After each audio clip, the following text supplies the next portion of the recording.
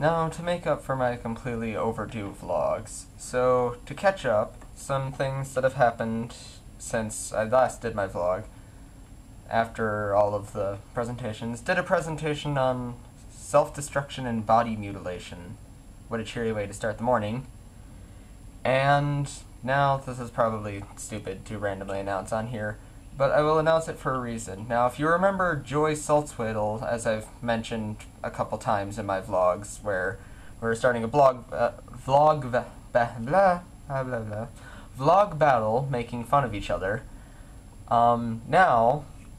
last night we had started a joke on Facebook saying that we were in a relationship because I figured, my family would flip and find it strange and be like, who is this? And, well, now it's no longer a joke. Now, why am I mentioning that?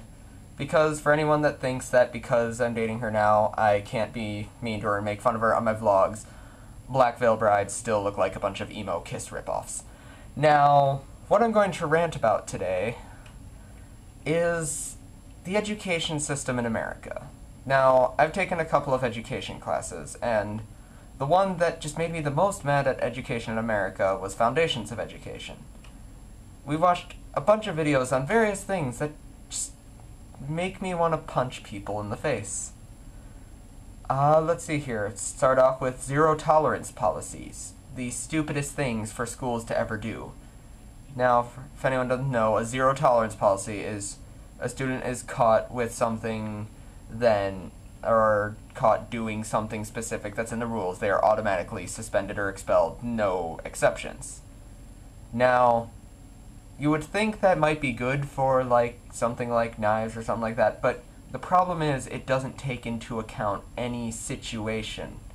For instance, in one school, a kid had one of his friends come up to him and show him the knife that she had in her binder threatening to kill herself. He took the knife from her, and then he got expelled for having it. Because, yeah, that makes total sense to punish a student for something like that. Zero-tolerance policies are supposed to stop students from doing things like that in school, bringing things like that to school. The percentage of stuff like that happening at schools has actually gone up since zero-tolerance policies. Another thing that makes me so mad, and it's not becoming as much of a problem anymore, but teacher unions. The idea of a union is good at first, until you get things where they make it so hard to fire teachers, so much so that in multiple cases there have been teachers who have been convicted sex offenders, and it still took up to 2 to 3 years to fire them when they were convicted. I'm sorry, but there seems to be a problem with that. And it pissed me off so much that in a video we watched talking about teacher unions, this woman had the audacity to say that parents who criticize schools and teachers don't care about the kids. Okay, I'm sorry, if the school or the teacher sucks, I'm gonna criticize them. Parents should criticize them, because not all schools are gonna do their job. And that's another thing. Competition is something that's been prevalent in America a lot, and that's basically the foundation of most companies, is competition between them. Fast food chains, restaurants, all that.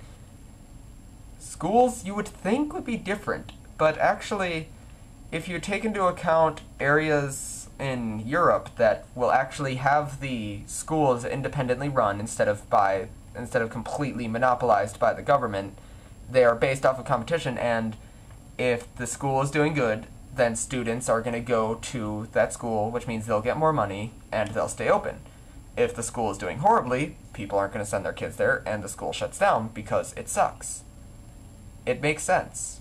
And that's why countries in Europe, their students test better on international tests than students in America.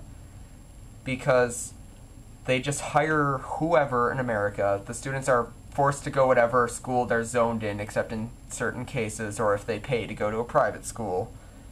And they just end up suffering for it. Because the schools stay open anyway, even if they're horrible, because the parents have no other choice of where to send their kids. And it just doesn't make sense.